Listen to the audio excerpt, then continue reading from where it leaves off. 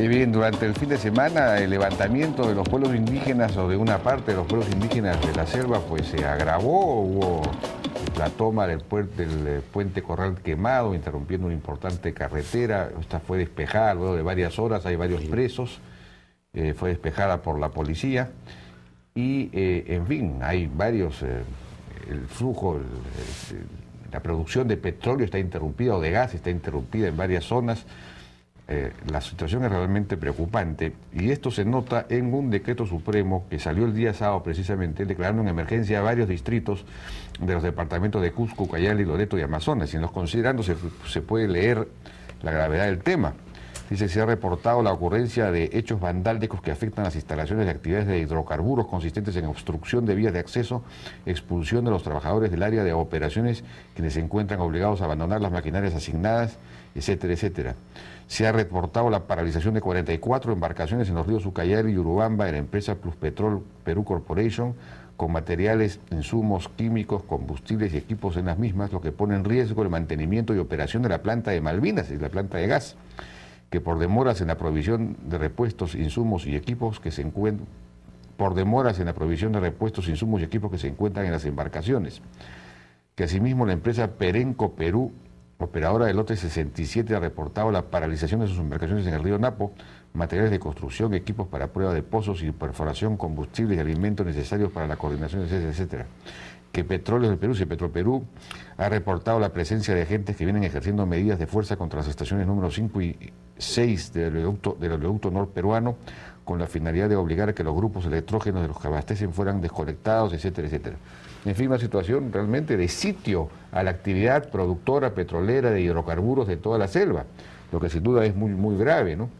Y por eso se ha dado este estado de emergencia. Bueno, hemos invitado al señor Maita Capac Alatrista, que es el presidente ejecutivo del INDEPA, que es el Instituto de Desarrollo de los Pueblos Andinos, Amazónicos y Afroperuanos, que se supone que en teoría tiene la misión de, digamos, de relacionarse, de dialogar con estas instituciones, con estos pueblos indígenas, o los pueblos amazónicos. Señor Maita Capac, ¿cómo está? Buenas noches. ¿Cómo le va? Bueno, ¿en qué estado está la situación hoy día? Luego de la declaratoria de estado de emergencia, ha habido invocaciones al diálogo de parte del presidente del Consejo de Ministros, también del ministro del Ambiente, pero ¿en qué estado está la situación? ¿Qué posibilidades hay para que haya un diálogo? Bueno, siempre nuestra posición es el permanente diálogo, pero lamentablemente no se puede dialogar con quien no quiere dialogar. Lo hemos invitado reiteradamente al señor Alberto Pizango, jefe de AIDESEP, a que dialogue con los mecanismos que el Estado ha previsto. El día 23 de abril se creó la mesa permanente de diálogo con los pueblos amazónicos. Fue en Palacio de Gobierno, se firmó un decreto supremo conformándola, donde el INDEPA se conformaba como Secretaría Técnica. Ya. Posteriormente, lo hemos invitado a la presidencia del Consejo de Ministros de la PCM a dialogar, donde sí llegado a dialogar y llegamos a algunos acuerdos. Pero lamentablemente hay que decirlo claro, ¿no? El señor Alberto Pizango tiene dos mensajes. Cuando se sienta a conversar, dialoga, se retira y es otra cosa diferente afuera.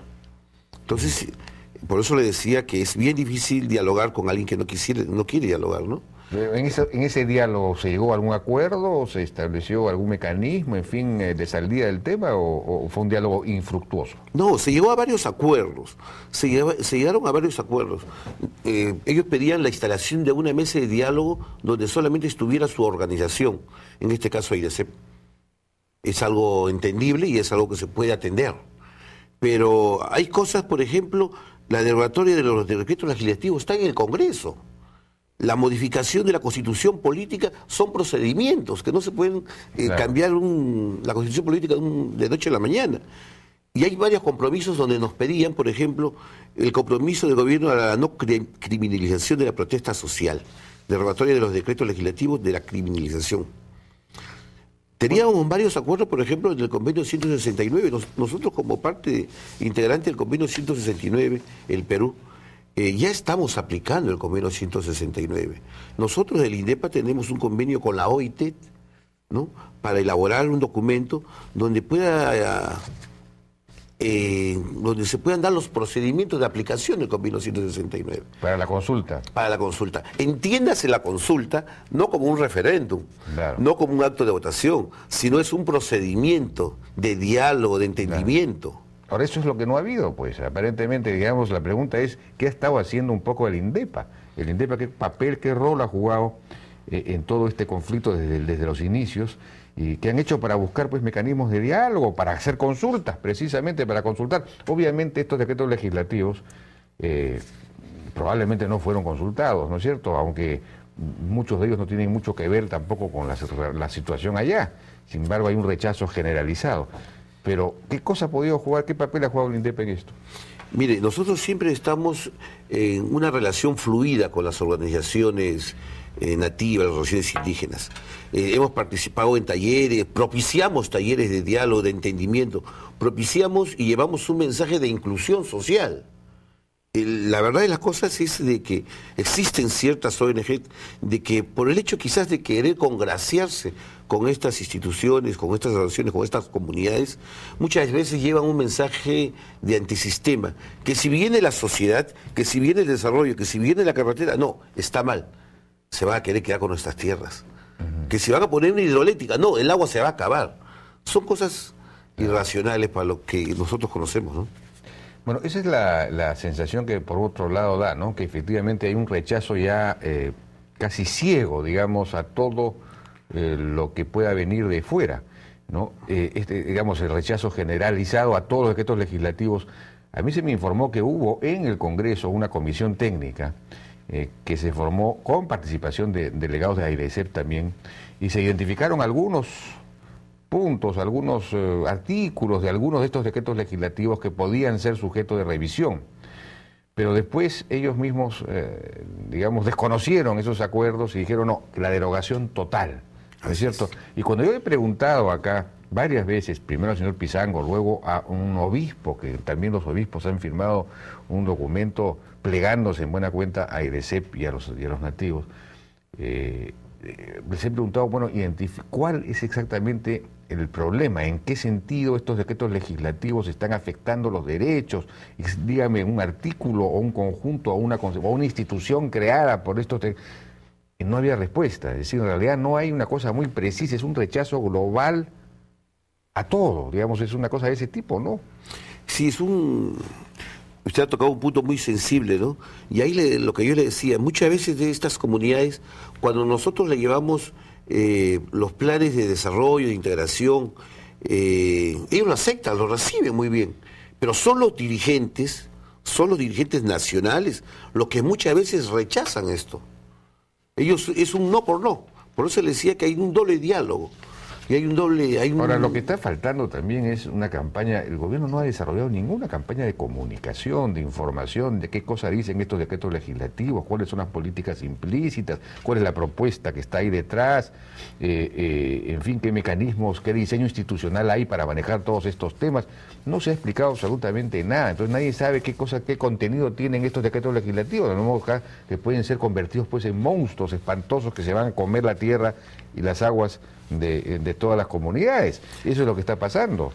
Se están, digamos, mitologizando los decretos legislativos, porque no hay ninguna explicación, ninguna política de nada. Así es. El decreto legislativo 1064 habla sobre la propiedad de terceros. Esta propiedad de terceros, ¿qué cosa quiere decir? Cuando las comunidades campesinas o las comunidades nativas los crean conveniente, pueden tercerizar parte de sus territorios para hacer proyectos sostenibles, proyectos agroindustriales. Es una libertad y una opción que se le da a ellos, para que puedan incorporarse. ¿Tercerizar? ¿Qué significa eso? ¿Tercerizar las tierras? ¿Cómo se pueden hacer? Hacer de sus terrenos, darle en concesión. Ah, ya. A un tercero, que no... Llevamos tercero a uno que no forma parte de la comunidad. De acuerdo. Ese es el convenio 1064. Ese es el decreto legislativo 1064. 1064. El decreto legislativo 1020 habla de unidades productivas asociativas. ¿Qué cosa quiere decir esto? 2 o 3 o 4 o 5 comuneros, nativos, propietarios de su terreno, se pueden asociar en unidad productiva para poder tener acceso al crédito, ¿no? Y a una capacitación técnica. ¿Y se oponen a eso? Y se oponen a eso. Se están oponiendo a su desarrollo. Se están oponiendo a incorporarse a cadenas productivas sostenibles. Claro. ¿Qué otros puntos habría que ellos estarían rechazando? El decreto legislativo 1089, titulación de comunidades campesinas y o nativas. Constantemente existe un litigio entre las propias comunidades sobre sus linderos, sobre su lideración. A COFOPI se le está autorizando por 4 años excepcionalmente a que pueda titular estas comunidades nativas y campesinas. El decreto legislativo que establece en el régimen temporal extraordinario de formalización y titulación de predios rurales. Lo que pasa, como usted muy bien lo dijo, hay una malinformación de estos dirigentes a las comunidades, a los pueblos nativos. Yo aprovecho la oportunidad para hacer una invocación a la dirigencia nacional, pero sobre todo a los dirigentes que conforman a IESEP, no solamente al señor Pizango, sino a sus organizaciones de base, a que vean, a que no se dejen manipular. Ahora, por lo visto, la tarea de comunicación, de información que usted está haciendo en este instante y que debería hacer el gobierno con mucho más consistencia, debería estar dirigida también, por ejemplo, a los obispos, porque todos los obispos han firmado este documento, ya hemos comentado en ocasión anterior, los obispos de la Amazonía, donde dicen cosas como que el Estado permite la deforestación de grandes extensiones de bosques primarios a favor de empresas nacionales y transnacionales para la inversión en plantas aceiteras, plantas, etc. Es decir, los bosques primarios están deforestados por la migración que viene de la sierra, por los sembríos de cocales, por la tala y la roza de los campos para sembrar agricultura campesina de migración, de pobreza, digamos, ¿no?, de subsistencia. No por las empresas grandes. Al contrario, las empresas grandes logran tener, como están más capitalizadas, logran tener un sistema sostenible, digamos, ¿no? Entonces los mismos obispos están en la misma línea, digamos, están en una línea de confusión ideológica o de distorsión ideológica muy grande. Habría que explicarles a ellos de qué se trata, cuál es el problema. Sí, exactamente, es una distorsión ideológica, como usted muy bien lo dice. Muchos, por el querer proteger a las comunidades, no quiere que nadie lo toque, que no lo muevan, que no ingrese el desarrollo. Sí, pues. Porque han llegado en un caso a decir que una carretera significa para ellos destrucción.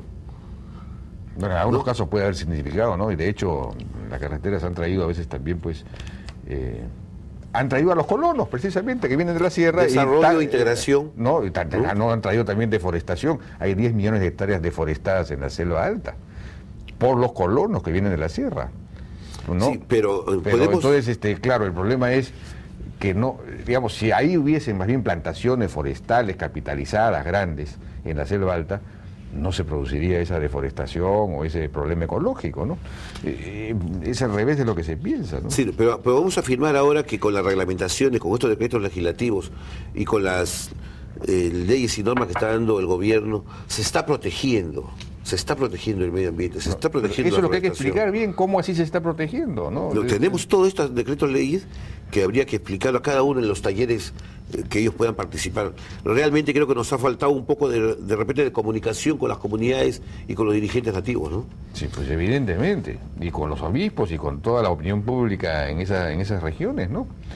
Bien, señor Maitacapa Calatrista, muchas gracias por su participación. Aprovechando y agradeciendo e invocando al diálogo, invocando a que prime la cordura en la toma de decisiones a todos los dirigentes nativos, ¿no?